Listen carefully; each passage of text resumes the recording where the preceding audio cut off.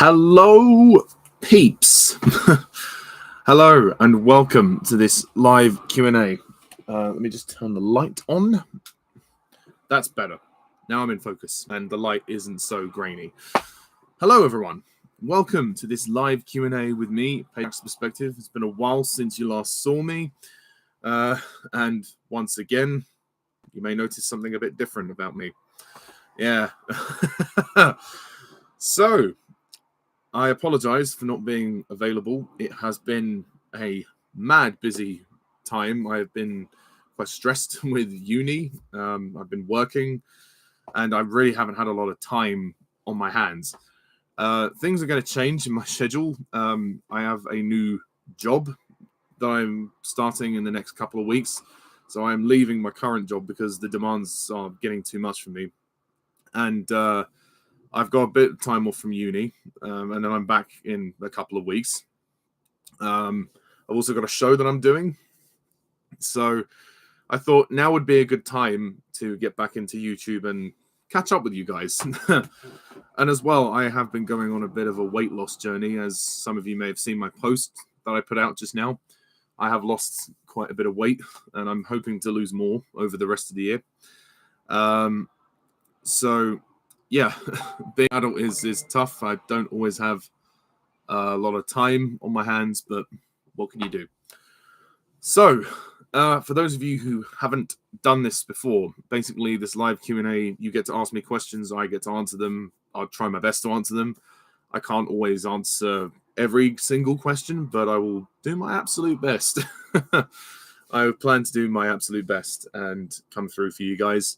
But I can't promise that I will have an answer for everything. So, yeah, let's get to it and do it, as they say. Yes, yeah, I work for WH Smith, or, well, I have been for a year. So I've been in my current job for just over a year, and I'm leaving very soon. It is a good job. I don't dislike it, really. I have a really good team that I work with, but a lot has been put on me, and the demands of the job have changed. I work in a coffee shop which is based in a train station, and the hours are quite early. And with my studies, it's become a lot harder to do the job. If it weren't for my studies, I probably would have stayed. And also, the coffee machine has now changed because we used to have our own coffee machine, but now it's a Costa machine, and the demands are much different. The Costa standards are ridiculous, to be honest, very petty, and I'm getting frustrated with it, to be honest. And yeah, and I feel like I've done enough now. I think a year is a decent time in a job. So I'm leaving, and I'm going to work in another shop called Screwfix, which is like kind of like a DIY store, but it's like a click and collect store. So the store itself is very small, but a lot of the work is warehouse based, which is nice. So yeah, and I did a similar job to this as my first job, so I kind of have an idea of some of the products that are sold. So hopefully I can just do 3 days of that alongside my studies, and then I should have a better work-life balance, like, and not have to start work at 5:30 in the morning, because that's, even though I like early shifts, that's, with studying, that's a bit too early. But I started WH Smith before I started my course, so back then it was easier to manage the job because I had more time. But anyway, enough about that. Am I going to see Barbie? Not in the cinema, but I will probably rent it on streaming, and I will review it at some point. Sorry for the lack of reviews. It's been so busy again. I know Guardians 3 is out soon, so I'm going to be reviewing that. Yeah, it doesn't appeal to me a lot, but for the sake of you guys, I'll see it. Thank you. Yes, it was a difficult decision, really, because this is one of the few jobs I've actually enjoyed. WH Smith is one of the better jobs I've had, but and I must admit I was struggling the first 2 terms of my uni. I've done 2 terms now, and both the terms I've really affected my physical health by doing it, by not having enough sleep. And that's the main reason for leaving, is I need more sleep. I need a better work-life routine, because this ain't working for me. I was getting too exhausted constantly, and because I was one of the more experienced people there, a lot of responsibility was put on me. I'm no team leader, but it felt like it at times. But it is what it is. I will leave on a good note. I've got a couple of weeks left, so I'm just going to enjoy that. So I'm going to a job where, well, the hourly rate in my new job is actually slightly higher, so I'm getting paid a little bit more each hour, and I'll have a bit less responsibility. So, yeah, that's good. How do you feel when people say that they are glad a film bombs? I don't know. I mean, and I know what goes into making a film, and it can be disheartening depending on the film. It depends on how much I care about the film. Like, for example, if you were to tell me like, oh, The Flash was a bomb, I wouldn't really care too much. But if it was something like, Planet of the Apes, or uh, like a Pixar movie, if a Pixar movie bombed, I would be very sad about that. But it depends on the quality of the movie and whether I enjoy it. So there is that,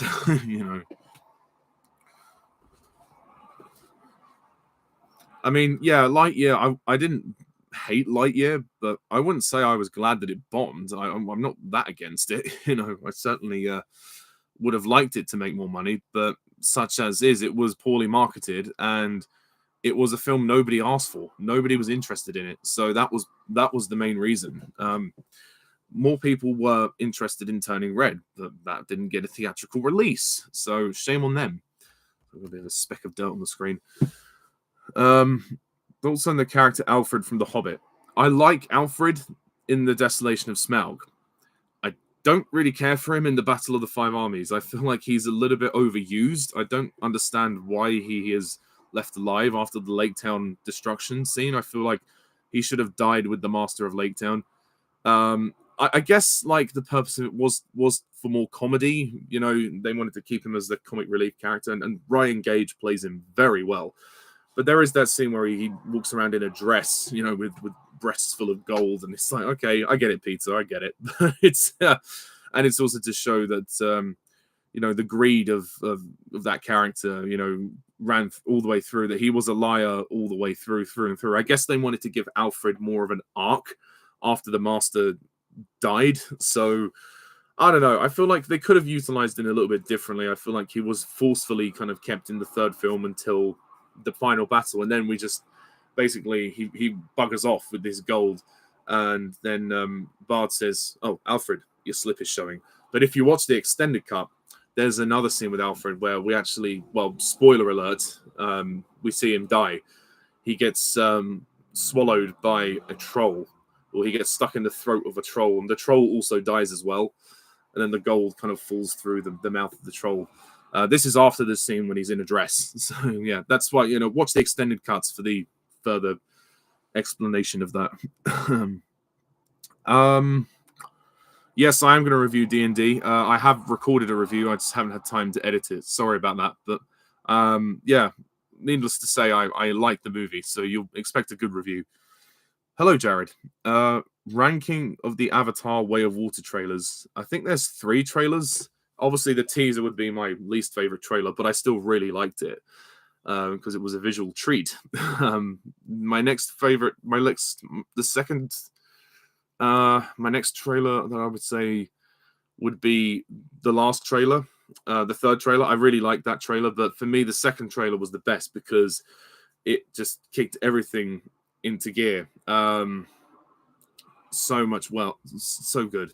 Actually, no, what am I saying? I can't remember which one's which now. I'm getting confused. The one where it pauses and then Jake says, "Let's get it done," and it goes dun dun dun dun dun. Dun. The more actiony trailer was probably my favorite, but the second trailer was great too, which had the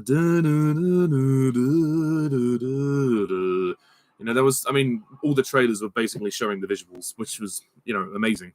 So ranking them is kind of a futile endeavor, but they all have really good elements. Who's my favorite of the Sully kids? Ooh, that's a good question. I mean, Kiri is the one that everybody goes for, and I think she probably is the best. But I also really have a soft spot for Loak.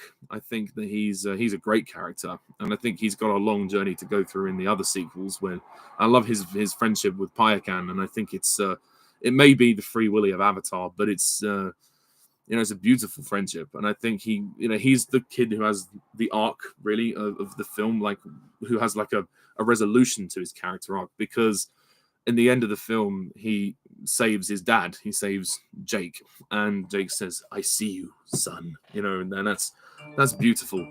He finally proves his worth in the family. Like he's everybody thinks he's this screw up and he can't do anything, and Jake keeps berating him. He thinks that he's reckless and he's a stain on the family, which is totally out of order. So I really like that. I think that's beautifully done, and can't wait for him to be given a more central role as it goes on. uh, Thoughts on live action Moana remake? Don't care. Honestly, remakes, don't care about them anymore. The original Moana is great. I really enjoyed that. I may review it at some point. Do I think it's perfect? No. Does it need to be remade? Also, no. Yeah, Lightyear was just okay. The twist was fucking weird. That's all I can say. What do you predict the first movie you rate 10 out of 10 this year will be? I don't know. Well, I gave The Whale a 10 out of 10, and that was the first movie I saw this year. The Whale was phenomenal. I do need to review All Quiet on the Western Front. That might be a 10 out of 10. Maybe Guardians 3 if it's that good. I don't know. We'll see. I'm debating. With my time off soon, I'm going to catch up on some movies and do some more reviews because I haven't had time. There's a few new releases that I need to watch. Do you think Koba could have been redeemed if he hadn't died in Dawn of the Planet of the Apes? I think potentially, yes. But I guess Caesar at the time thought he was irredeemable because he'd killed Ape. He broke the one rule: ape doesn't kill ape. So there we are. I think if he hadn't have killed an ape, yes, but because he killed an ape, Caesar was like, no. But then it just goes to show that Caesar had a dark side. Caesar was on his way to going dark, and you can tell that it was going to haunt him forever, but he had to do it for his people. It was one of those tough decisions, and that's why I love the New Apes trilogy, because the writing is excellent. And in the third movie, it makes perfect sense for them when Caesar is on his, quest for vengeance against the Colonel. It really hits home, and you really do see Caesar descend. He falls from grace and becomes this dark character who really, loses his way. But luckily, Caesar is redeemable. He realizes what he does, and even though it's tragic what happens in the third film, he he realizes he doesn't want to be like Koba, and he even says to is it Maurice or Rocket? He says, "I am like Koba," and he proves in the end of the third film that he's not like Koba. So, if anything, the end of the second film springboarded the third film's character arc, which I thought was very impressive.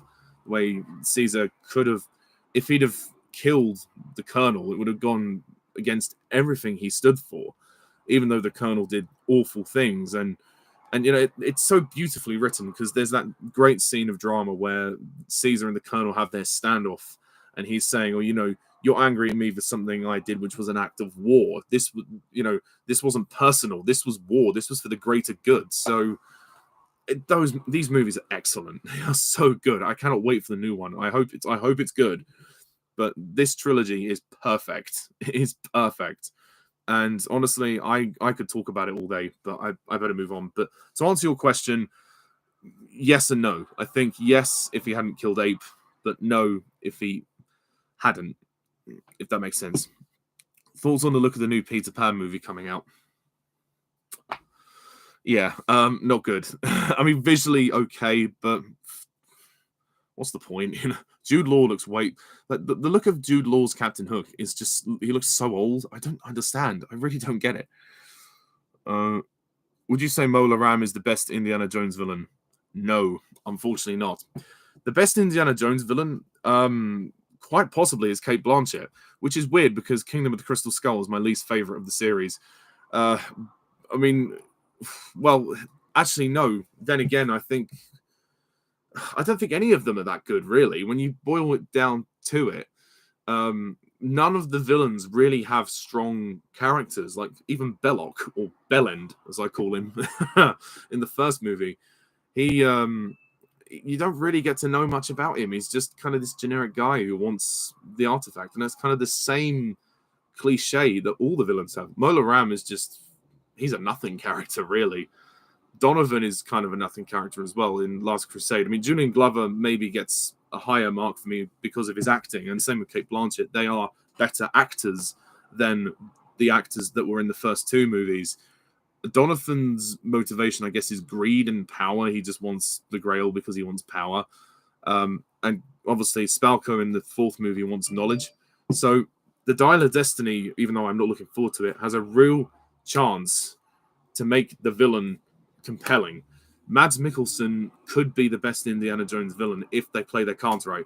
I mean, I hate the fact that they're doing Nazis for a third time, but, well, you know, we'll see how it goes. But I don't think any of them are that good.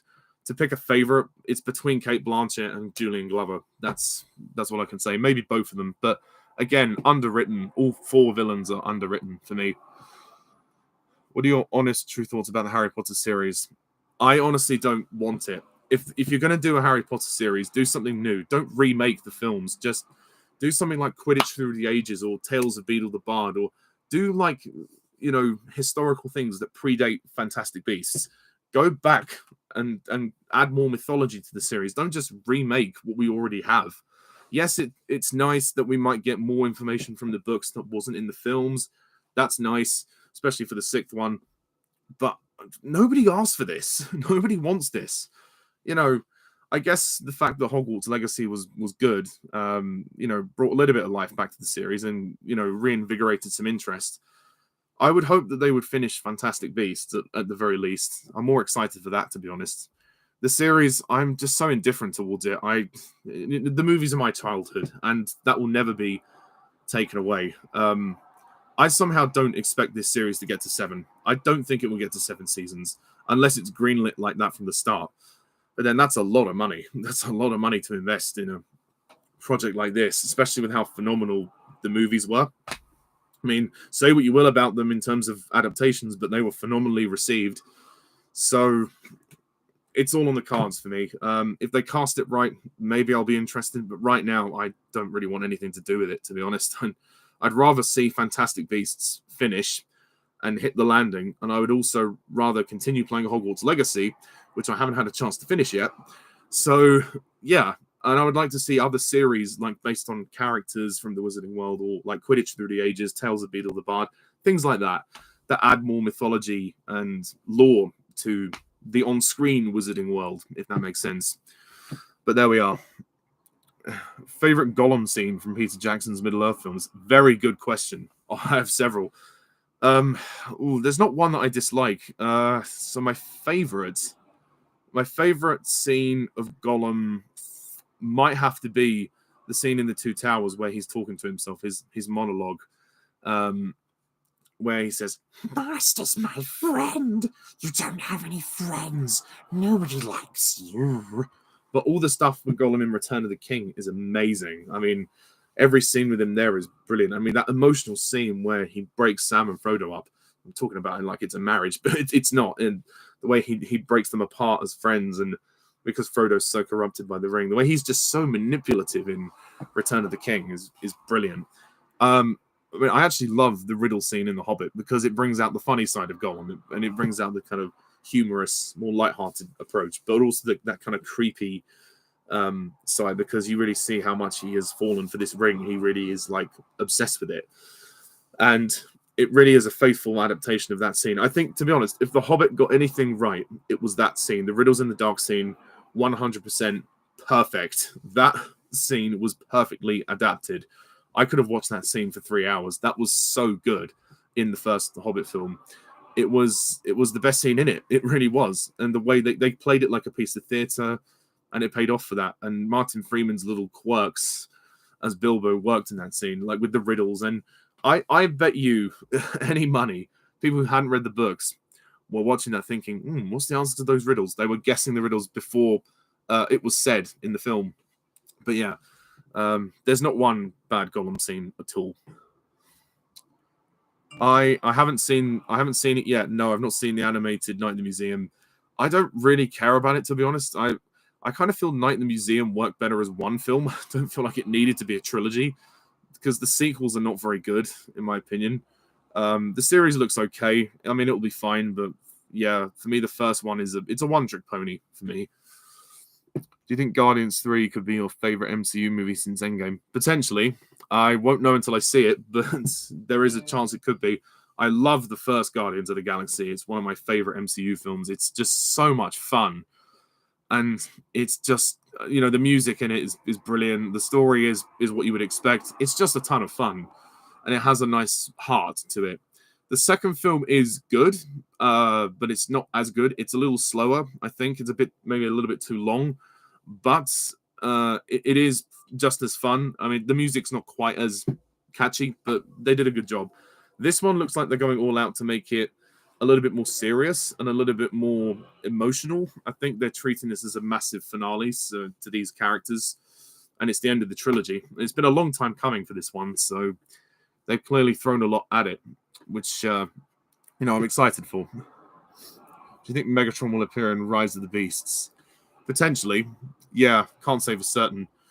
I don't know. Yeah, that twist was very, very strange and it was just. I could see what they were trying to do, time travel and all that, but just yeah, it made the whole thing kind of convoluted. When you have a film or a script or a series about time travel, you've really got to be careful to not get yourself tied in knots, because it can get very confusing to follow if you're trying to, tell two different stories, or if you're trying to make sure events run coherently. When you introduce time travel, it gets kind of confusing. So just be aware of that. Yeah, I know Guardians comes out next week. I'm hopefully going to see it next week, but I'm in a show, so I'd have to go to a morning showing. But I'll see. I'm probably going to see it more than once. I think I'll probably see it at least 2 or 3 times, because I've got other friends who want to go with me. But yeah, in order to avoid spoilers, I would like to go as soon as I can. My favorite movie review YouTube channel. Out of the big ones, like the big name ones, probably Chris Stuckman. I think he's got a great channel. I also like Mark Commode's reviews from BBC Radio 5. I think he's a very engaging film critic, and he knows his stuff. He's got really good knowledge about films, and sometimes his rants are hilarious. Do you prefer CBBC or CITV? I watched more CBBC when I was younger, but I do like CITV. I think there was a show I used to watch called 50/50. That was really fun. That was a really fun little game show. But I'm going to go with CBBC because I watched it more. Mainly What's New Scooby-Doo. That's what I watched when I was younger. How differently do you think things would have gone if Faramir had joined the Fellowship? Well, who knows? Faramir could have died at the end of Fellowship. Maybe Faramir would have been corrupted just the same, because there was a moment in the Two Towers where Faramir was going to take the ring from Frodo, and he's like, the ring of power within my grasp. He's pointing the sword at him in the cave, and then he caresses the ring, and then Sam's like, no, stop it, leave it alone, we got to destroy it. So I think in a way it would have worked either way. I think one of them would have died either way, because the hearts of men are easily corrupted, as Galadriel says. So by that logic, Faramir was prone to corruption. The only ones who really resisted were Gandalf, Sam, and Aragorn. I don't think anyone else could have resisted. Galadriel resisted, but she was tempted. You could see she was tempted. So I think, in all honesty, it worked out the way it was supposed to. But Boromir was more prone to corruption, I think. The fact is, even Aragorn said, you can't wield it. None of us can. It only answers to Sauron. So even if you gave Gondor the weapon of the enemy, it would be very difficult to contain it without, falling under its power. So it was a risk they had to take. But luckily, Sam was there to kind of stop Faramir from going that distance. And then Faramir resisted, and then he sent them on their way. So he did the right thing. Obviously, his dad was never going to forgive him for it, but, well, him and his dad don't get on. Let's be honest. But I think it's interesting when you discuss it like that because it really shows, the power of greed and corruption, and that's why I love Lord of the Rings. It deals with those themes, and The Hobbit kind of does the same thing as well, with the gold and the treasure and stuff. But yeah, the fact that this ring is so evil, they have really established how corruptive it is. It's awful. This ring. No wonder they want to destroy it. um, have you seen the movie Pan? Yes, it is garbage. I don't like Pan. I think I did a review of it years ago when it came out, but yeah, I don't look back on my old reviews very fondly. Mola Ram, yeah, just a very bland villain. Yeah, I don't think any of the Indiana Jones villains are that good. I stand by my opinion on that. Thoughts on the look of Sebastian in the Little Mermaid remake? Well, my thoughts on the whole remake are it looks terrible. So, yeah, Sebastian looks a bit weird. I mean, they're trying to make him look realistic, but it's going to be one of those things like, the Lion King remake where they said, oh, the characters have no emotion. As long as whoever voices Sebastian can vocalize the emotion, then it might pass, but there not going to be any facial expressions on him, and that's going to be a problem. Also, apparently, the Little Mermaid remake is over 2 hours long. What the fuck? It's like 2 hours, 15 minutes. Why is it that long? Oh, there's going to be some pointless filler. They're probably going to go into some backstory about Ariel's mother and all that kind of shit. And, oh, God, and they're going to add songs, aren't they? So, well, we'll see how it goes. Thoughts on the character Newt Gumray from the Trade Federation? Kind of a bland character, kind of a nothing character. There for like setting up the Star Wars universe. No fault of the actor, but the way George portrayed the characters was a little bit racist. I'm not gonna lie. The way that they talk with these really weird, almost Asian Chinese accents. Nothing can get through our shields. It was a bit humiliating, I think. And the dubbing on the character was ridiculous. And they have eyes like flies. It's really weird. Ultimately, just boring characters. They're there as like political representatives and whatever. But yeah, I mean, as I've said in my Phantom Menace review, I don't give a fuck who signs what treaty. Just give me a Star Wars movie. But yeah, I mean, he was killed in the Revenge of the Sith, so we got rid of him eventually. But yeah, Phantom Menace is just so boring.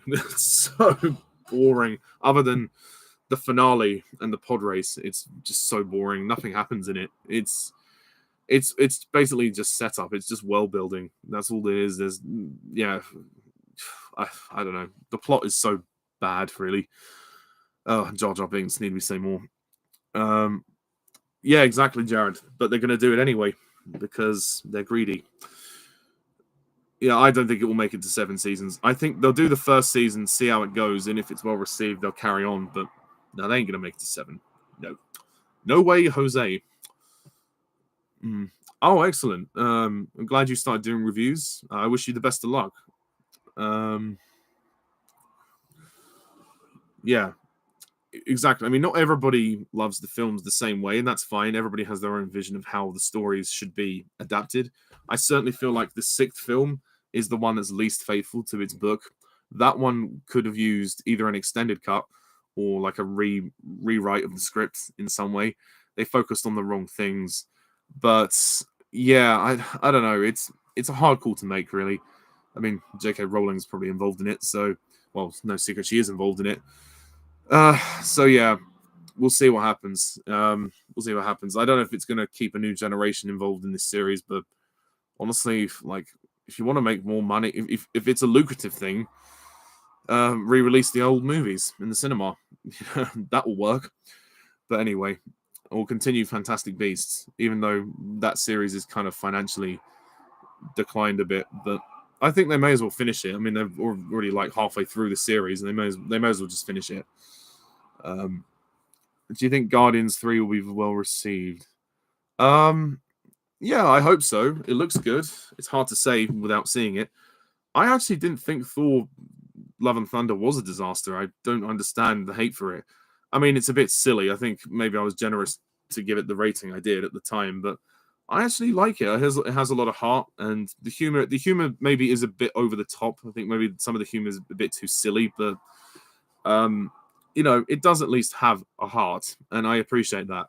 And it was kind of a bittersweet but sad ending for Natalie Portman's character, Jane. But I preferred it to Thor: The Dark World. Let's put it that way. It's better than that. And I actually enjoyed it a bit more than Ragnarok, but maybe I would reassess my opinions, but we'll see. Ant-Man 3 was a bitter disappointment. Yeah, I preferred Thor: Love and Thunder to Ant-Man 3. Ant-Man 3 was not very good. Yeah, I would like a better adaptation of The Half-Blood Prince, but I honestly don't think it's going to make it to 6 seasons. I really don't. But we'll see. Yes, play Hogwarts Legacy. I highly recommend it. It's really good. It's on Chris Pratt voicing Garfield. Yeah, Chris Pratt's in everything. I wasn't convinced by his Mario performance, so hopefully he does better with this. At least he doesn't have to try and do an accent for this. He can just do his normal voice. Oy vey. Puss in Boots: The Last Wish. Is the ending implying that the movie takes place in between Shrek 2 to 4? See, that I asked one of my friends the same question. In terms of the timeline of that series, where is The Last Wish set? Because to me, I thought that it was before Shrek 2. Because obviously, as we know, in Shrek 2, the king hires Puss in Boots to take down Shrek. But then I can't remember if they reference Pinocchio and a few other characters, so it confused me. Maybe it's after Shrek Forever After. In that case, it must because the first movie predates the Shrek films. Like it's set before the first Shrek film when he's in the Wild West. The timeline is confusing. They haven't really boiled that down. So if they do a third one, I hope they can narrow it down. I mean, I really like The Last Wish. I think it's actually very good. But the ending, that definitely left me a bit confused. I guess it's setting up for a reboot. I guess that's all I can say. But if we're going to link it to the other films, then I'm going to say it's after Shrek Forever After, just by default. But I don't really know. Because the thing is, Shrek 3 continues directly after the second one. And they've just all stayed in Far, Far Away. So it can't really take place between 2 and 4, I don't think. It's either got to be before 2 or after 4. That's my logic. But anyway. But the honest answer is I don't know. But that's my theory. Do you think Miles Quaritch will have a redemption arc like most people are speculating? Well, either that, or he's going to show a bit more human emotion, which is ironic because he's, why so blue? He's in an avatar body. I think his son, Spider, is going to bring out the best in him. Like, the fact that Spider saved him, I think, you can see in The Way of Water how Quaritch is slowly starting to connect with the nature and Awa. And I think through being in this new body, he's not finding an appreciation for it, but he's certainly adjusting to it. I think Awa is working her magic on him. And like when he connects with the Ikran, and he's now speaking the language just out of nowhere. So, yeah, I think subtly she's trying to like guide him in a different direction. So, yeah, I don't know. And I think he will realize through the relationship with his son that, he was wrong in the first movie, and he does have a heart. And I appreciate that they went down this route, the fact that he is capable of love, because the whole story of the second film is his quest for vengeance. He wants revenge on Jake and Neytiri. I mean, especially when he sees his dead body and he crushes his own skull. That's him, he's on his quest for vengeance. He's so driven with hate because he's in this body he can't stand. But I don't know. Yeah, I like the fact that they're doing this. And I would like to think that he does have redemption. Maybe in the end of the series, he saves Jake or Neytiri, or he saves Spider. Maybe he dies sacrificially to save his son. Now that would be a complete arc.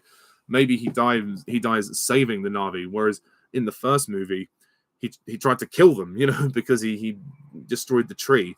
So who knows? But I think there's many different directions it can go, and I really like what Stephen Lang did and what James Cameron wrote for the second film. Because there's that scene where, he's holding Kiri with a knife, and then Neytiri is holding Spider. And then as she's like, release or I cut, he's like, no. So like even he's feeling something for Spider. Clearly there's something there. It's just struggling to get out, because at first he's like, I'm not your father, and he's just kind of using the kid to kind of lure the Sullys into his trap. But slowly it's becoming something different, which I really like, and I think it actually makes him a more three-dimensional character. As much as I really love the first Avatar, Quaritch is kind of underdeveloped, and he's just a bit generic. But I mean, yeah, okay, he was attacked by a creature, and you understand his hate for the planet. Yeah, kind of. It's very thin, It's a very thin motive. But in Way of Water, he's a much better villain, definitely. Jeremy Jahns. Yes, I liked Jeremy Jahns' earlier stuff. Now I just think he goes through the motions. Like, he's fine, his reviews are fine, and he's clearly still popular, so good on him. I think he's a nice guy. But I lost interest in his reviews. I watch them occasionally, but not avidly. Hello, Daniel. It's nice to see you. I have not seen Scoob, but I've heard how bad it is. Thoughts on the Kardashians? I couldn't give two fucks about the Kardashians, to be honest. I have not seen the Harry and Meghan series, and I have no intention to. I think the whole stuff with Harry and Meghan is just ridiculous. I mean, she's really corrupted him. She's turned him into a bad name. He has not helped himself out by being with her, and the disrespect that has come from her, her words to and about the royal family. What can I say? She's not a nice person. I don't like her, and I don't know. I think he needs to really change his taste in women. He really does. But there we are. It is what it is. Who's your favorite villain from the Daniel Craig Bond films? Silver, without question. Silver, magnificent. Oh, thank you, Dinobot. Yeah, I mean, I don't know. I mean, I'll probably be on for a little bit. I'm not going to be on for 2 hours if I can help it. Have you seen the Mario movie? Yes, I've seen the Mario movie. It was a bit better than the Sonic movies, but it's still not great. I have reviewed it, so go and watch my review for further thoughts. Favorite Robin Williams film? Ooh, that's a good question. Might have to be Mrs. Doubtfire. I really love that film. That it just puts a smile on my face every time. The humor is brilliant, but the story is so heartwarming. It offers that perspective on divorce and how, well, yes, it's horrible and it's not nice to end a marriage or a relationship. Sometimes it is for the best, and sometimes you can still have a family, at least in some way. The parents don't have to get back together. That would have been completely pointless to the whole story. He manages to find Daniel, the main character, manages to find a way to make it work with the mother in terms of custodial agreements, that he can see his kids every day, even though he's not married to his ex, and he can respect her and they can move on and not be together, but they can still look after their kids. So there's a really heartfelt message in there. And I think that it resonates with me a lot. It really does. And it resonates with a lot of people as well. And apparently, it's coming to the stage. So as soon as it comes to the stage, I would love to go and see it. It would be fantastic. Right. Milo Clancy. Milo Clancy, is this how you do his voice? I don't remember. All right, Doc. I can't remember how he speaks. I think it's something like that. Been a while since I've heard that character. Which Pirates of the Caribbean movie has your favorite post-credit scene? Oh, that's a good question. I'm going to go with At World's End, because we see Will and Elizabeth's son at the very end, and it was such a heartwarming moment. It was like 10 years later when he comes back. Obviously, clearly, Elizabeth has not aged a day since Will left. But when you see Will see his son for the first time, that's such a beautiful moment. Obviously, we didn't know at the time that the son was Henry, but it was beautiful. It was beautiful. And now that scene is perfect because it preludes Salazar's Revenge, or Dead Men Tell No Tales, whatever you want to call it, because the opening of that film has young Henry speak to his dad before he goes off. And he says, I'm cursed to this ship and all that. And he's like, I want you to come home. So clearly that scene was the same day as the opening of the fifth movie. So I love that. But as for the other post-credit scenes, I like them. I mean, I don't remember the first post-credit scene too much. I think it was just the monkey grabbing the medallion, which I think may have been a prelude to Barbossa's body being retrieved. And then the second film had this weird post-credit scene of the dog being the chief of the cannibal island, which was fun. And then the fourth movie had Penelope Cruz's character on the island with the wax doll, which was teasing her return, but obviously she never returned, which was a shame.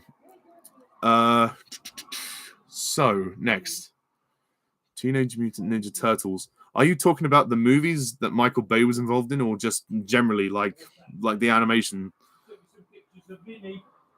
If they were to do a James Bond TV show, warm to the books, would you watch it? Yeah, I'd definitely watch it. I love Bond, so I'd watch anything Bond. Would you be open to watching more classic TV shows in the future? Yeah, potentially. Yeah, if I have time. Favorite Night at the Museum character? Well, obviously Larry would be too obvious to say. I like Teddy Roosevelt. I think he's a really cool character. Who's a favorite character? It's a difficult question. I might go with Teddy, but then I also like Jed and Octavius. I think they're a very hilarious duo. Even though the humor in the second and third movies is not good, I still think they are pretty great in the first movie. So I'll probably go with Jed and Octavius.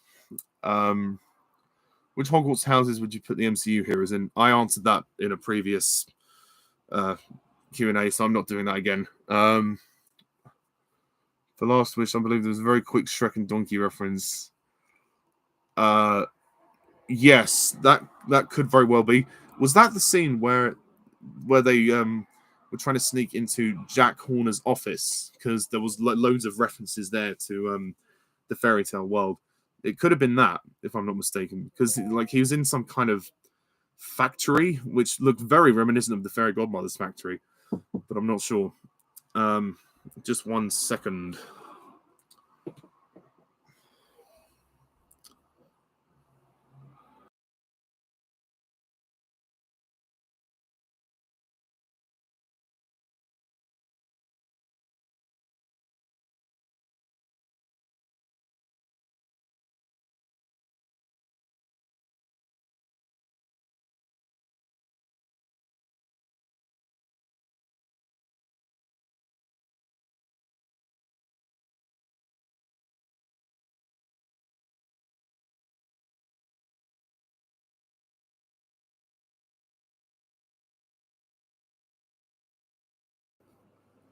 Sorry about that. I had to deal with something just now.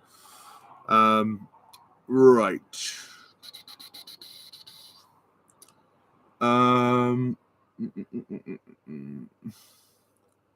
Yes, yeah, I think I need to watch The Last Wish again as well. I only saw it once in the cinema on my birthday, so I have to have to check that.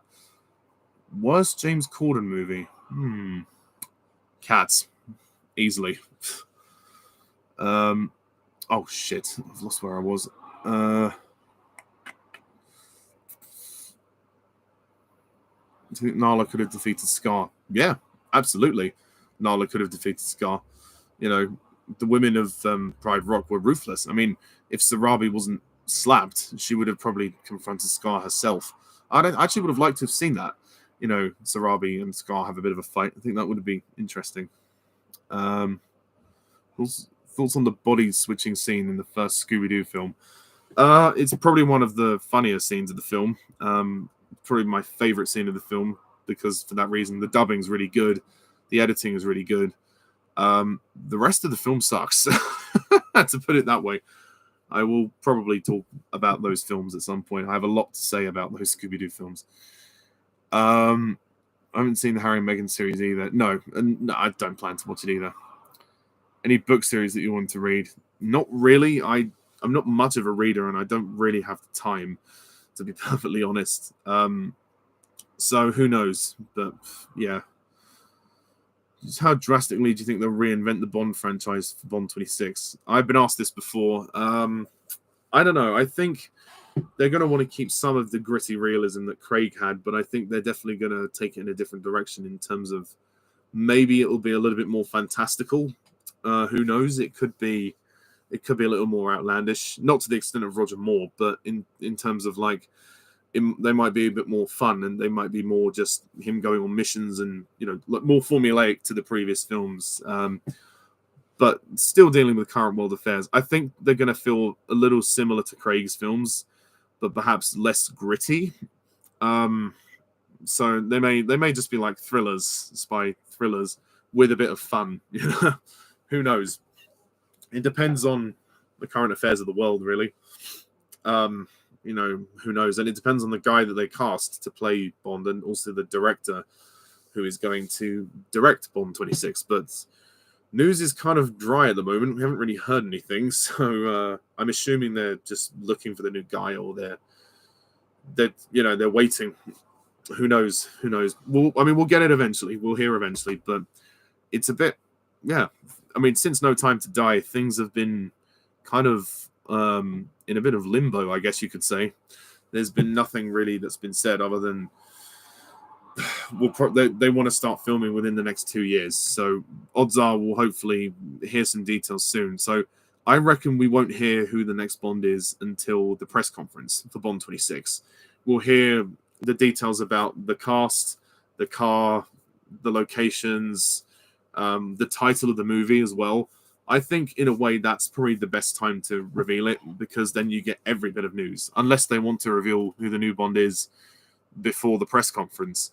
But if they do it at the press conference, then that would be a pretty smart move, as long as they plan the press conference much better than they did for the Jamaica one for No Time to Die, because that was awful. That was an awful press conference. And then we got the title reveal, months down the line in 2019. And it was just done as a little video, and they said, oh, Bond 25 is No Time to Die. So yeah, hopefully they do something a little bit more organized for Bond 26, but it's an exciting time for the Bond series. It really is. And, provided they get the new guy sorted and they know where they want to go with it, then hopefully we'll be in for something good. But they're obviously, hopefully they're thinking long and hard about it, because, yeah, we've got to see something different to Craig, or at least as much as possible. Yeah. What was the next question? Oh, just Teenage Mutant Ninja Turtles in general. Yeah, I have nothing against them. I think they're fine. I enjoyed the cartoons when I saw them. The movies, I think I saw TMNT, the 2007 animation. That one was okay, I guess. I didn't see the live action ones of old. I know the new ones, the CGI ones, are not very good. So yeah, I think they're fine. They're not my favorite characters ever, but I could watch them.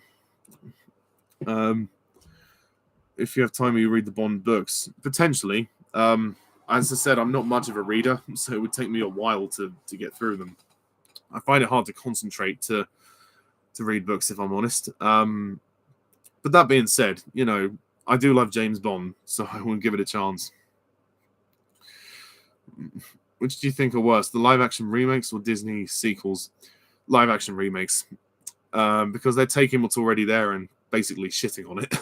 I mean, not for all of them, but for most of them. The Disney sequels, there are a handful of good ones, but a lot of them are, lackluster, really. So there's not much in it, really.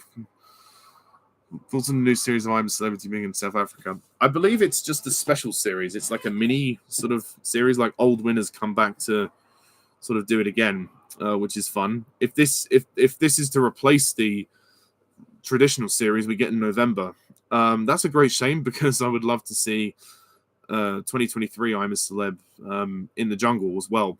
It's weird seeing it in South Africa. I haven't watched it yet because I haven't had time, but I will watch it soon. And I wonder what the trials will be. I really wonder what they'll be.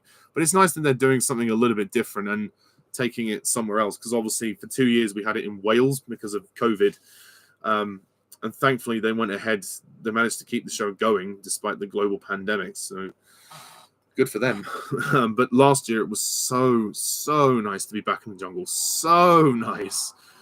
And yeah, I have to say, it was a really good series. I really enjoyed it. Um,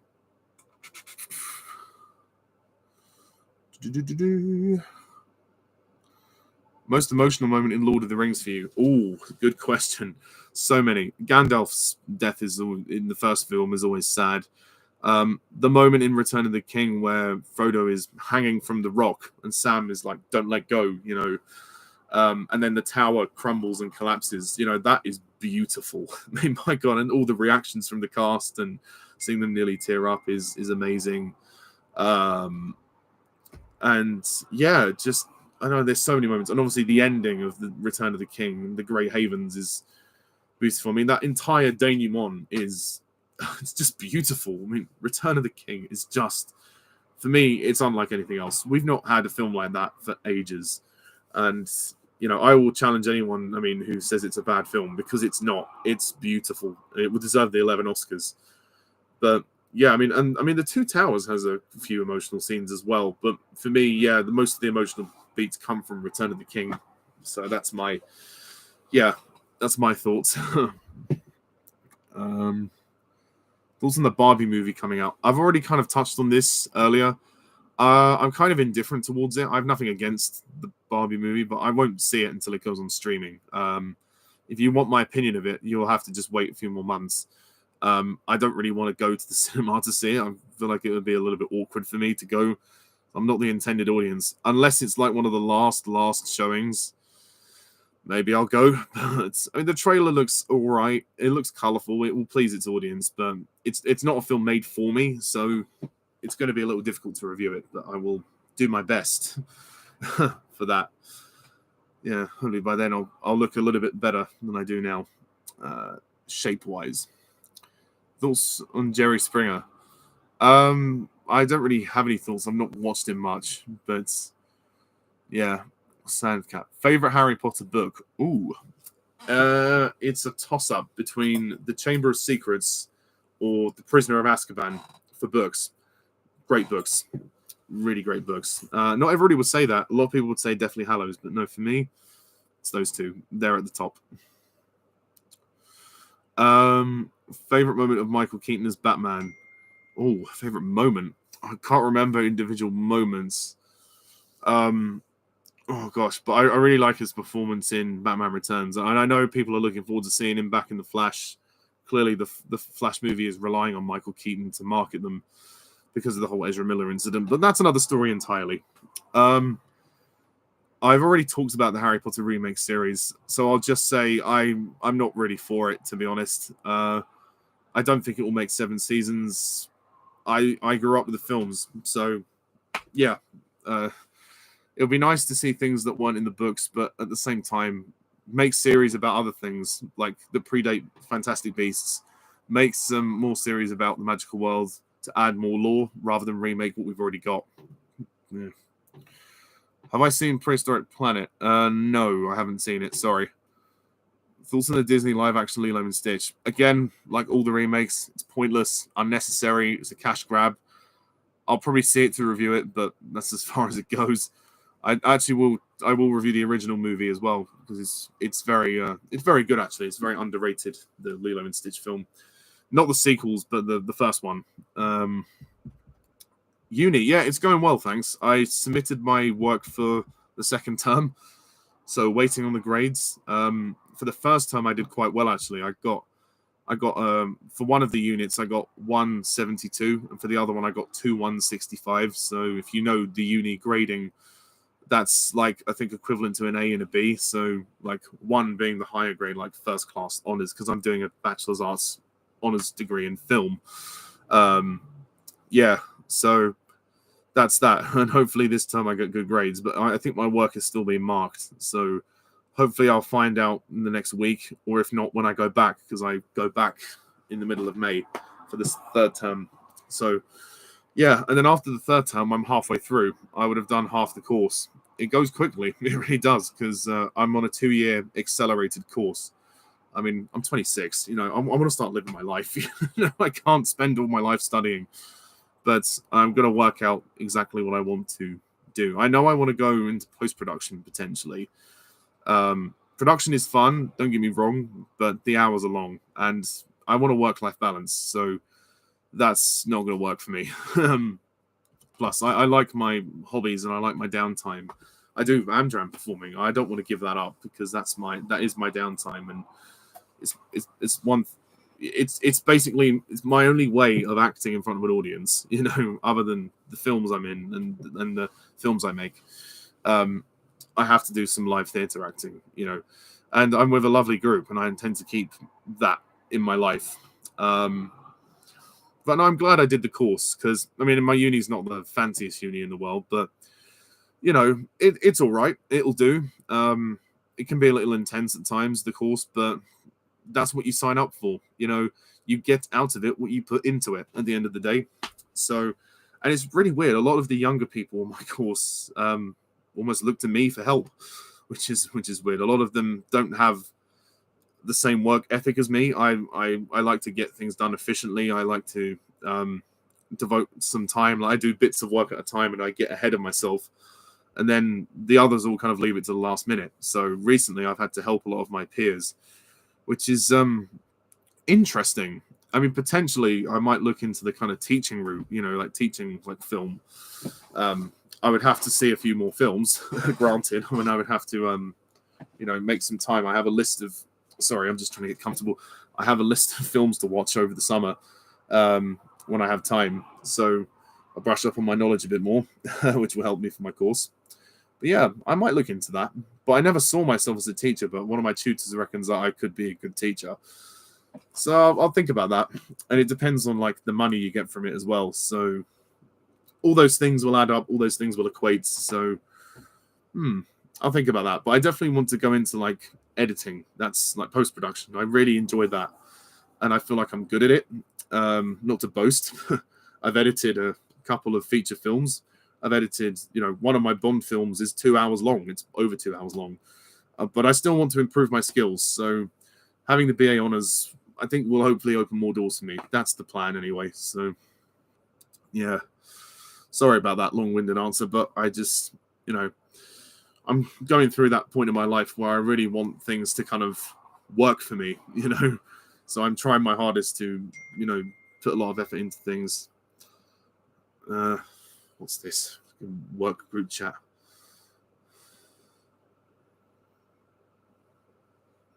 Oh, it's just about train strikes. Anyway,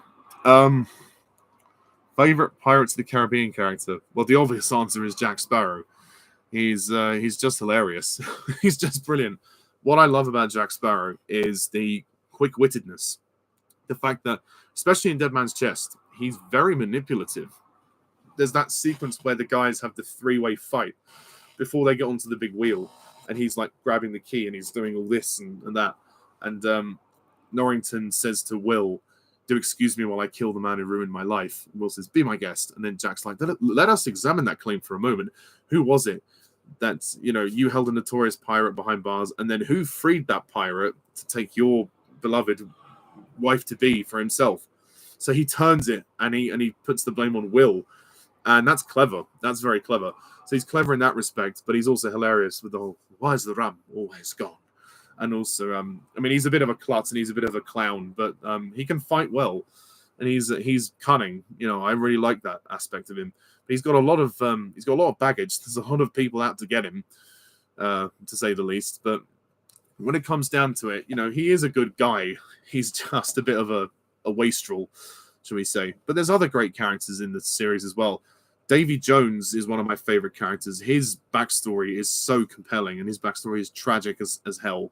He was brokenhearted by Calypso, and he became this monster. And yeah, it's just brilliant. So yeah, I think they're my favorite characters. My least favorite characters, I mean, I'm not as interested in Will or Elizabeth as much. Will, kind of, like his whole arc of becoming a pirate is kind of interesting. I mean, Elizabeth's okay. Actually, maybe one of my least favorite characters would have to be Blackbeard.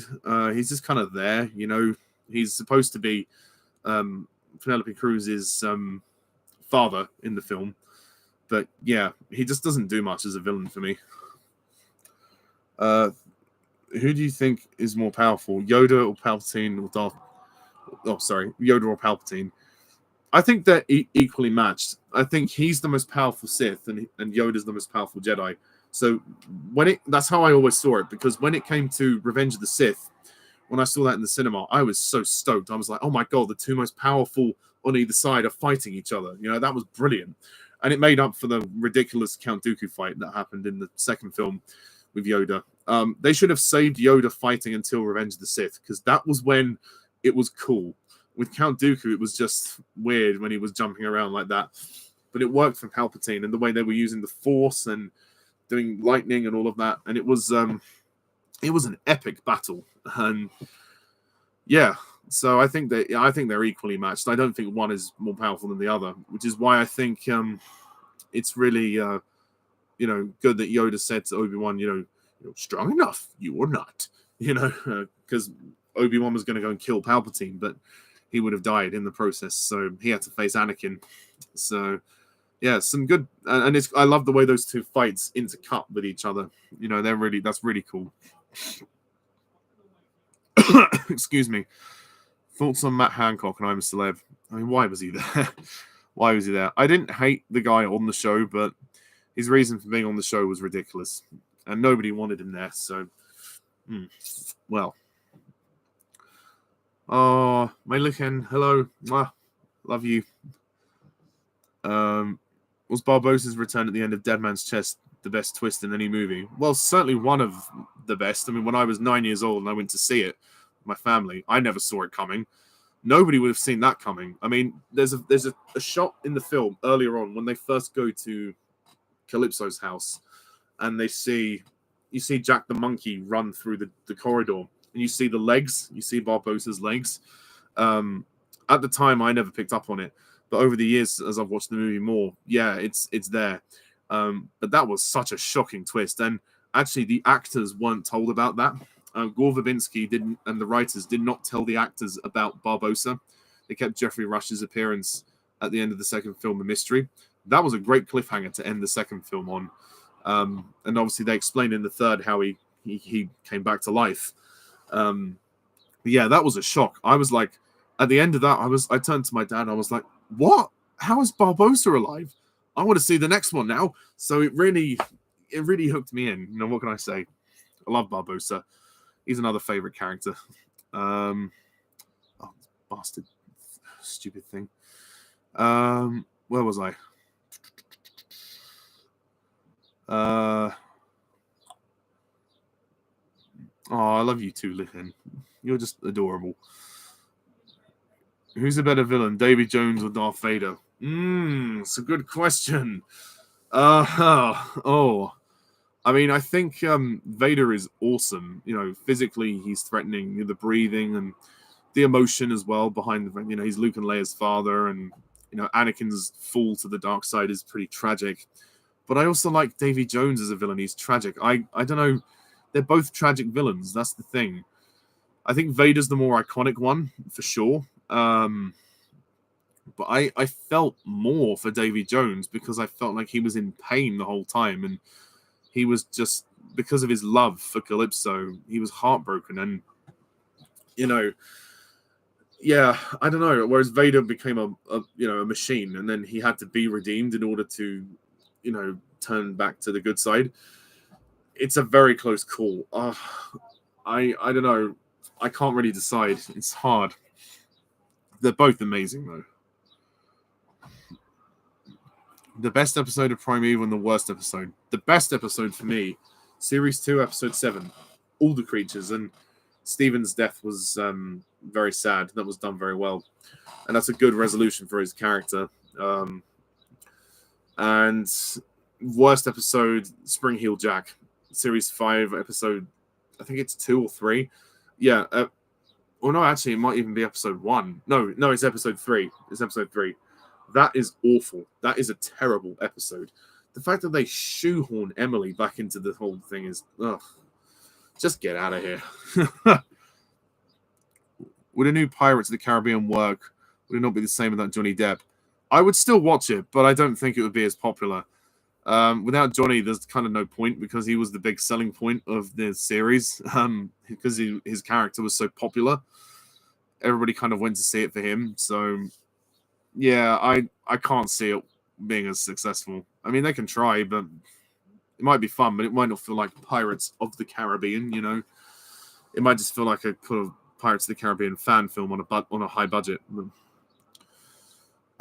Most underrated James Bond villain. Can Anger from Live and Let Die. Oh, thank you very much. Yes, face has gone in a bit. Still not where I'd like to be, but I'm getting there. I mean, I'm going to take advantage of the summer season, and my new job is a bit more physical. I must confess, I have kind of been lacking in the physical exercise department recently. I mean, I do a lot of walking, but because of my busy schedule, I haven't really had time to do many weights recently or go swimming. So that is going to change very soon because I was doing that regularly for quite a while, and I am eating less though. I have been changing my diet and my eating patterns, so I'm trying to consume less calories. And the way I approached the weight loss was through researching it online and looking at videos, and a lot of them say the best way to do it, to train your mind to focus on it, is calories in, calories out, rather than starve yourself of the stuff you enjoy, which might be unhealthy. Have it in moderation. Obviously I've been trying to consume more protein and have some more good stuff, but I'm still having a little bit of the stuff I used to, but I'm trying not to have too much because obviously it's bad for you. But I've switched a lot of the snacks that I have are lower calories now. So I'm trying to be more mindful of what I put in. So yeah, that's how I'm approaching it. But again, summer is a great time to lose weight. And I hope to, I'm having a break from my shows after this one that I'm doing now. Hopefully by the time I get round to the next show, I might look a lot slimmer. But already people have noticed that I've lost a lot of weight. So that's good. Lockdown did a number on me. I got into a very bad situation with my physical health. But I was also suffering from depression. I was mentally not very well. And it showed. If you look at my post that I posted earlier, my face was far out. January this year, I still looked pretty bad. But January was when I decided to start, doing this and change my ways. I have tried to lose weight in the past, but never had the self-control, never knew how to do it. I just kind of tried to, again, not eat as much, and my mind wasn't in the best place.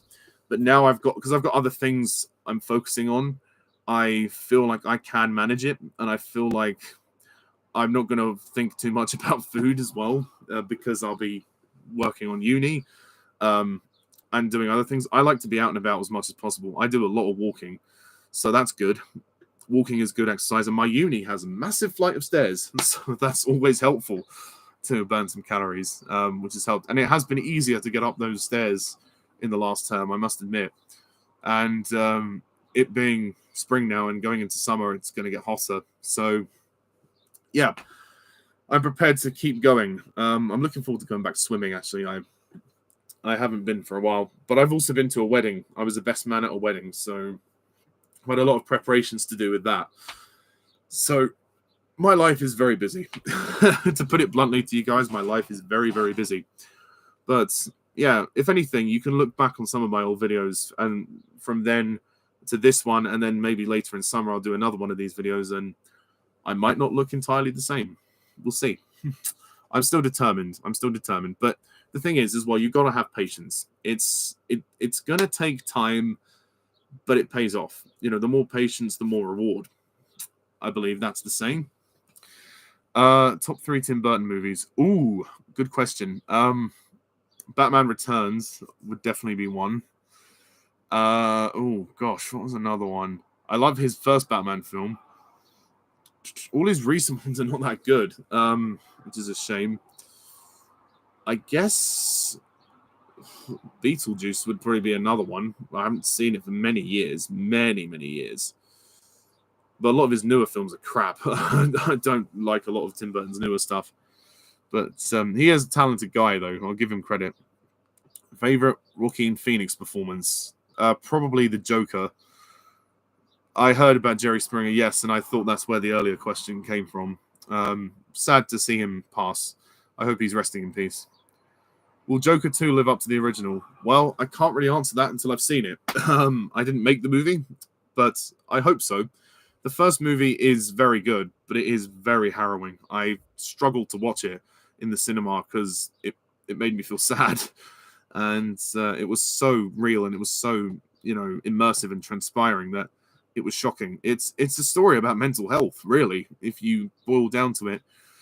Yes, this guy is becoming a villain, but it's because of his decline in mental health. And it's really hard to then perceive him as a villain. What you thought was a story about a guy falling from grace is actually a story about a decline in mental health. And he is suffering so bad. And you're just in tears watching this guy fall this way because nobody can help him. And he's just too far gone to sort of know how to come back. It's a real sad story. So I hope the second one is as good. But Joaquin Phoenix was just tremendous in the film. I mean, wow. His performance was wow. I think some of them have overstayed their welcome. I don't hate superhero films. There's definitely an oversaturation of them, but I like some of them. If one of them piques my interest, I'll watch them. Like the best superhero film of this year, the one that I'm looking forward to the most is Guardians 3. Now, it was Ant-Man 3, but that was a disappointment. But Guardians 3, I'm now looking forward to a lot. I think hopefully that's going to be good. But yeah, Shazam! Fury of the Gods was fine, but yeah, it wasn't anything special. I think they need to they don't need to release so many a year. I think maybe just releasing less is more at the end of the day. Yes, Oppenheimer is one of my most anticipated films of the year as well. I'm looking forward to that. I don't know if it'll be his best movie, but hopefully it'll be a very good one. Yeah, apparently it's about the atom bomb being created. Thoughts on Chicken Run 2? I'm excited. Yeah, although apparently one of the original actors is not going to be in it, which is a real shame. And I believe it's going straight to Netflix, if I'm not mistaken. But yeah, it's been a while since the first one. Over 20 years, I think. Thoughts on the Muppets movies? Of the ones I've seen, I really like Treasure Island. Christmas Carol is a blast. The 2011 Muppets film I like is really fun. Muppets, is it Most Wanted or Down Under or something? I think Muppets Most Wanted. I don't think I've seen that one. But yeah, they're all pretty fun. I like them. I think they're really fun. Did you watch Train Spotting 2? Oh, sorry, I missed a question. Favorite song from The Lion King? Good question. There's many that I like. I might say Can You Feel the Love Tonight? I really like that. That is such a beautiful love song. But Be Prepared is also a close second. That's one of the best villain songs. But all the music in The Lion King is great. I mean, the original, not the shit remake. We can forget about that film. I've not yet seen Trainspotting 2, but I did see the first one. I've heard Trainspotting 2 is good, but not as good as the first. I will watch it at some point. What do you think was the exact moment Primeval died? Series 5, I think. Yeah, it just was not the same. It's the start of Series 5. And then just all of Series 5 for me, it was clearly tired and it was out of steam. They didn't know what they were doing. And the writing became convoluted. There was no passion in it anymore, which is a real shame. And I think since this whole kind of show moved to Ireland or whatever when they filmed it, it didn't feel like the same show, and they changed too much. Like even Series 4 was kind of disappointing, but at least it still had some of the original characters and some of the episodes were fun, but it just felt tired. I think Series 5 especially felt tired. I mean, I've always said this. Series 4 and 5 feel like one series split into two parts. And I believe that was the intention at first, but then they just named the last 6 episodes Series 5. But yeah, that's... I don't think there's any exact moment, but I just think as Series 5 goes on, you start to feel tired. When they start going into man-made anomalies, that's when I think it died, because so I'm going to go back on what I just said. So I think when man-made anomalies were mentioned in the show, that's when it died, because it basically contradicted the whole mystery of the anomalies. they were trying to work out what the hell caused the anomalies. So how are they able to invent anomalies and open them up out of nowhere and create this device that opens anomalies? I mean, they had that device in Series 3, but again, it's convoluted because they were relying on the fact that there was this artifact. But then in Series 5, Connor is instructed by Philip to build New Dawn or whatever and build man-made anomalies. What the hell? And then the whole like plan with, changing the future, Philip trying to finish Helen's work. It's a mess. It's a convoluted mess. And yeah, man-made anomalies. That was when I was like, what? No. Oh man, like what? You're gonna end Primeval. Like if they knew they were gonna, I mean, they didn't know it was gonna be the end. But if they knew it was gonna be the end, they should have built it up to revealing the mystery of the anomalies. And then there's this whole twist at the end with Matt Anderson, Matt Blanderson, as I say. He's there's another version of him because we find out he's from the future. So what a mess. I don't like Series 5. It's an utter mess. It really is. Like are there any TV series you're watching at the moment? Unfortunately not, because I don't have time. If there's any you want to recommend to me, then definitely, by all means. I'm hoping I'm going to now have a bit more of a work-life balance so I can watch some more things. I have seen Shrek the Musical. I saw it on Netflix during the lockdown, and I enjoyed it. It was fun. It's not as good as the movie, but considering like I like theatre, and I liked how they staged it, especially like the dragon. I thought that was well done. And the songs, they were nice. They fit. They definitely fit.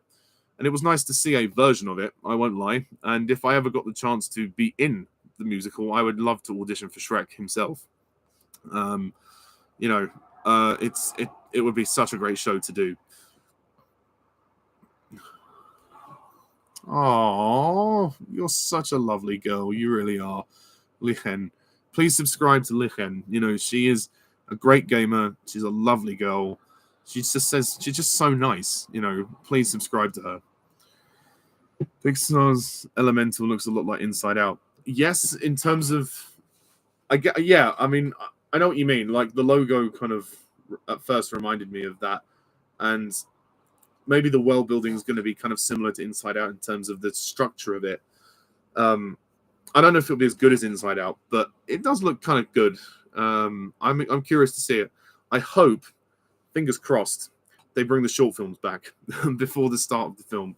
That's my hope, but we'll see. Oh, thank you very much. I really appreciate the compliment. That's very kind. Some of my old videos from 2020 and 2021, I look terrible. And yeah, I look, it's scary how bad I look, to be honest. It's only when I kind of reevaluated it at the end of last year, after I did a show, I looked at pictures of myself and I thought, oh gosh, no, this is awful. I can't continue like this. This is ridiculous.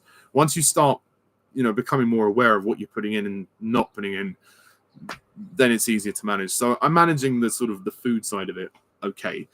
There are days when I obviously have a bit more than other days, and I do snack a little bit, but again, I'm trying to change what I eat. It's not about, it's about reducing what you have, but also changing what you have. So, having more of the good stuff and less of the bad stuff, but not cutting too many things out. That's why diets are kind of difficult for me, because what's the point of having just one thing? It's no fun,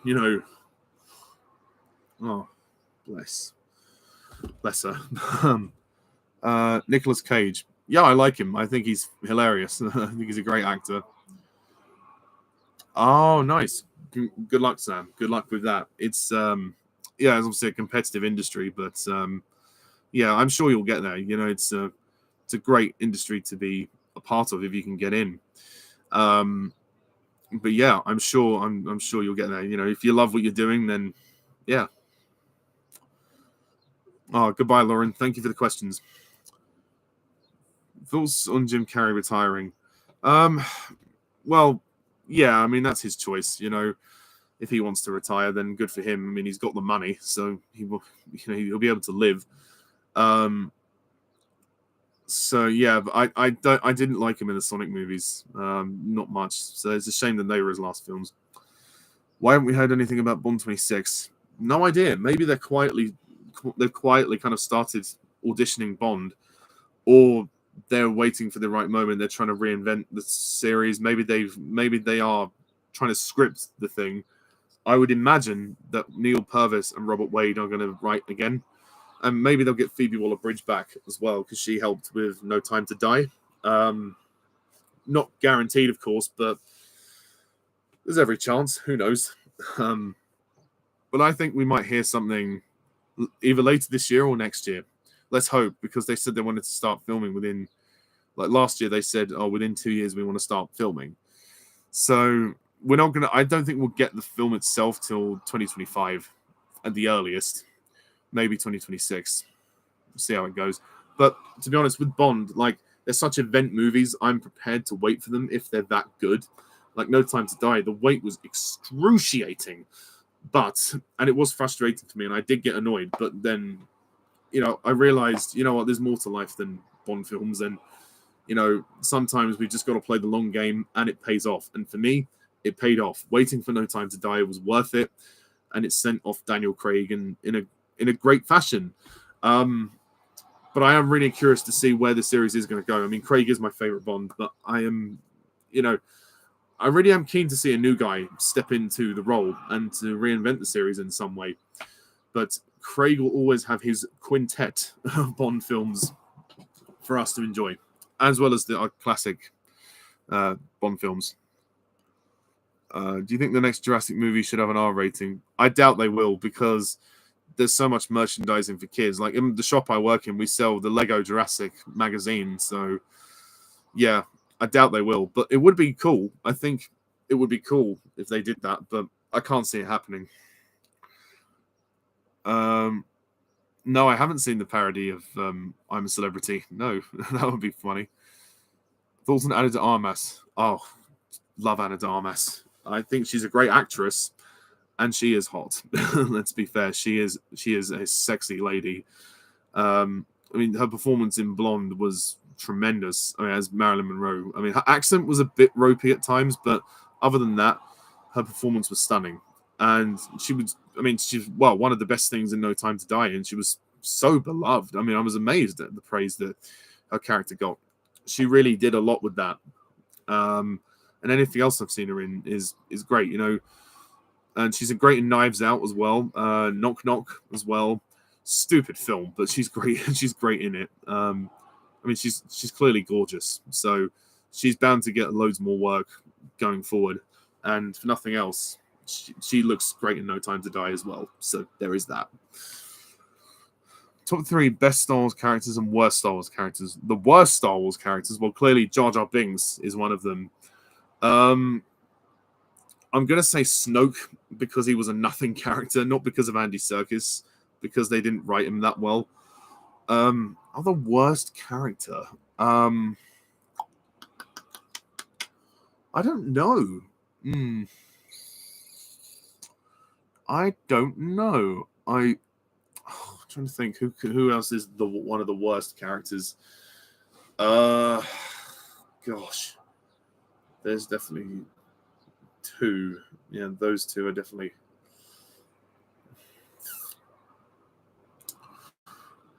I can't think of a third. I cannot think of a third at the moment. Oh yeah, Newt Gunray. Let's say Newt Gunray. Yeah, because he was, well, not portrayed in the best way. Best Star Wars characters for me. Well, Darth Vader is obviously one of the best. Who else? Obi-Wan Kenobi. Both versions. And then the other one. There's quite a few. Love Han Solo. He's great.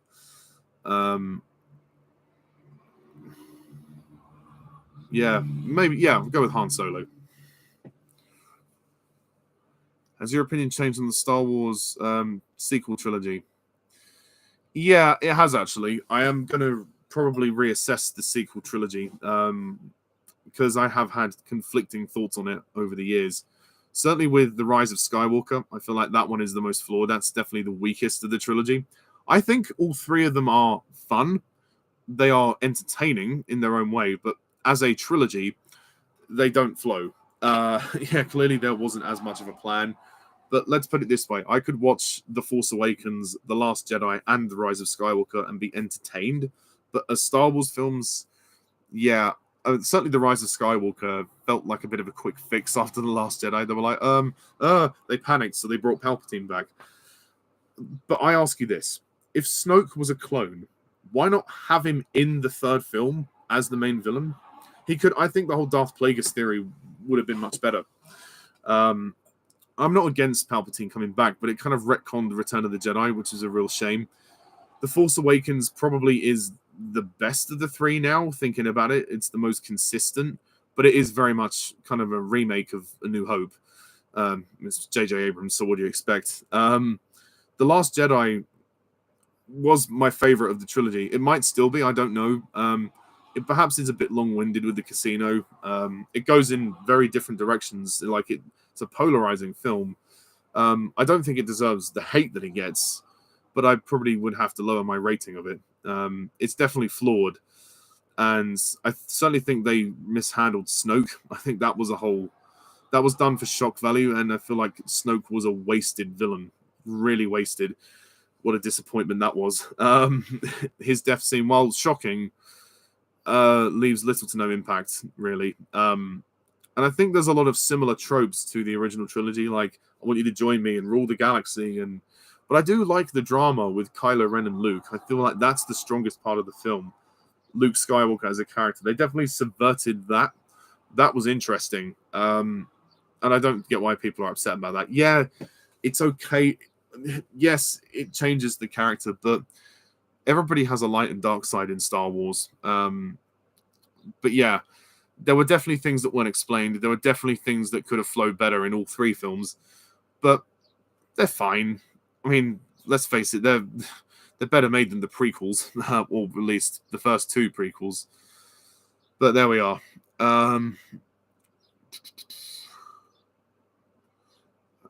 You want to be an editor as well?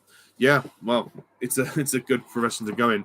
I would definitely advise, if you can, invest in your own equipment. Like this computer I'm on now, I have the Adobe Creative Cloud. You can get it on a student discount if you have a student discount. You just say which uni you're at, and then you get it for £16 a month. And that's what I'm paying at the moment. Once I've finished uni, I'll have to change that, and I'll have to get a new subscription and pay. I might pay the yearly rate because it'd just be a lot easier and save more money. But while I'm a student, I can pay £16 a month, and I get all of the stuff, all the Creative Cloud. Even though I kind of just use Premiere Pro, and After Effects I've just started to learn as well. But it's necessary if you want to go into that kind of thing. But most of the people in my class don't like editing, so I feel like the odd one out at times. But there we are. But good luck though, Sam. I really hope you get on well with it. I mean, and if you ever want any help or advice with Premiere, let me know. I've had a few years of experience doing it. Favorite Johnny Depp movie? Well, quite possibly the Pirates of the Caribbean series, but anything not pirates, gosh, don't know really. I know he's done. I think he's done Edward Scissorhands, and he's done Fantastic Beasts. He's done a few things. I'm going to go with Pirates of the Caribbean because it's just the easiest thing. It's the most well-known thing he's done. Work freelance. Yes, freelance is not a bad thing at all. Obviously, we all need to have a full-time job to support ourselves, but freelance is good because it will give you some extra money and you still get to do some creative things. So that's my plan when I leave uni, is to find a full-time job, something within the creative industry, even if it is teaching. I'm going to look into that and then go freelance, maybe like one day a week or something on the weekend. So yeah, be busy working 6 days a week, but in a bid to earn more money and move out, that's going to be the best thing to do. As much work as possible in this day and age is definitely a good thing. It's about building your profile. So what I'm going to be doing now that I have more time and now I have a different job is I'm going to be devoting more time to creating a professional CV. One of my tutors, he's given me advice about a site to look at and a way to enhance your professional CV. So I'm going to look into that and hopefully do some work experience. Maybe even do an internship over the summer if I can. I need to leave my uni having had some experience, some work experience, so that when it comes to getting a job, it will be much easier.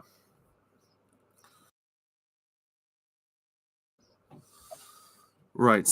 Okay. I will do one more question, but I'm then going to have to go because my dinner is ready. Was George Lucas a bad director and writer? Was he a better producer, storyteller? That's a good question. I feel like George Lucas is a better producer, storyteller. I feel like he has the vision, but he can't translate his vision. I don't think his writing is the best. I mean, that being said, the prequels are perhaps more consistent as a trilogy, yet they're not as well made, if that makes sense. Like, technically, he relies on green screen, whereas at least the sequels had practical effects, and they were made with a bit more love and care, but the scripts were a little bit less coherent as a trilogy. So you see what I mean? It's kind of like the opposite. But Lucas, I believe his heart was in the right place. He's just not a good writer. It's not in his blood to be a writer. But he has there's a great story in there, struggling to get out, but it doesn't flow as well as it should, and it's not as well acted. I mean, he can't really direct actors very well. So I think he should have let someone else direct and write, and he should have just produced and done all the sort of financing and the money and the storytelling. He could have still been involved with the story, but that's my take on it. Right. Anyway, I'm sorry to those who I'm not going to get to answer the questions, but I will be back to do another one of these, but my dinner is ready. So thank you very much all for watching and for your questions, and I will see you for a future Q&A. And please hit the like and subscribe button for more content. And until next time, I'm Pajak's Perspective. See ya.